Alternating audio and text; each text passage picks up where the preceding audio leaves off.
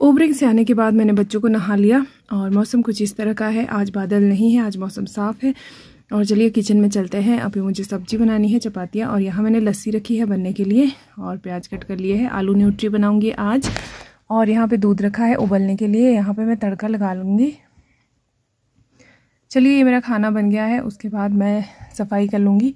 तो यहाँ पे मैंने मैट वगैरह बाहर निकाल लिए हैं और यहाँ पे अभी झाड़ू पोछा लगा चुकी हूँ। उसके बाद मैट वापस बिछा लूँगी। चलिए तो ये मेरी सफाई हो गई है। इसके बाद नहा लूँगी। नहाने के बाद मैंने पूजा की, उसके बाद निकल पड़ी हूँ अपने स्कूल। और जिस रास्ते से मैं आती हूँ वहाँ से काफ़ी धूप पड़ती है और चीड़ का जंगल है और काफ़ी गर्मी होती है। सड़क तक पहुँचते पहुँचते काफ़ी पसीना आ जाता है। और ये देखिए यहाँ पे मैं बस पकड़ूंगी, अपनी बस लूँगी। तो आज के मिनी व्लॉग में इतना ही।